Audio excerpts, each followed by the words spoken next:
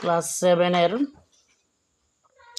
3 ঘন্টা লিখিত পরীক্ষা হবে। আর এই 3 ঘন্টার মধ্যে 100 মার্কস লিখিত পরীক্ষা হবে।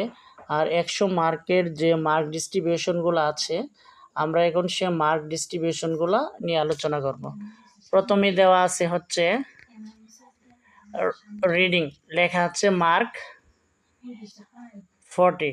তাহলে এখানের মধ্যে 30 মার্কস হচ্ছে লেখা আছে it's item will be set of the two unseen পেসিস।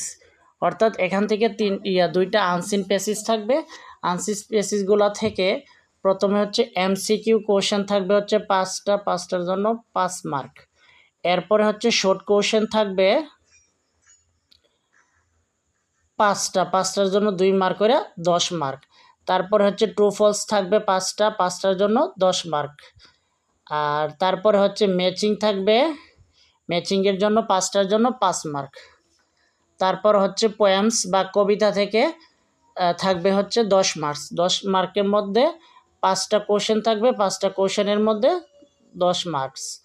তারপরে হচ্ছে গ্রামার পার্টগুলোর মধ্যে প্রথমেই থাকবে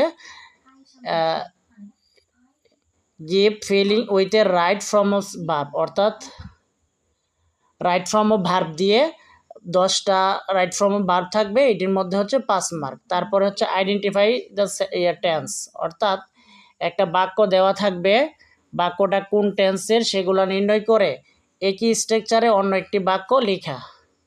তারপরে পরেরটা হচ্ছে প্রিপোজিশনস, একটা কিছু ফিল ইন দ্য ব্ল্যাঙ্ক থাকবে, এগুলোর মধ্যে উপযুক্ত প্রিপোজিশন বসাতে হবে।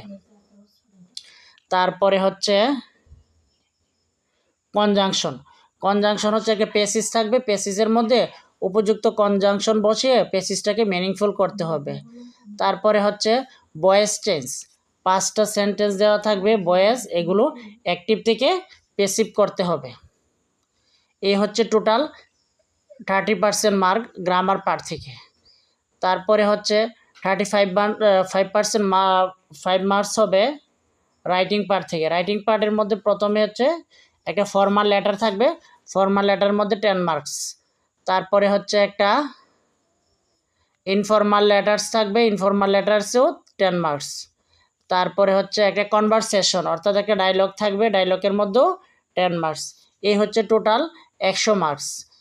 তোমাদের 3 ঘন্টা 100 মার্কসে লিখিত পরীক্ষা হবে। আর এই 100 মার্কস থেকে 70% মার্ক আর কন্টিনিউয়াস অ্যাসেসমেন্ট থেকে 30% মার্ক কাউন্ট করে তোমাদের বার্ষিক ফলাফল মূল্যায়ন করা হবে।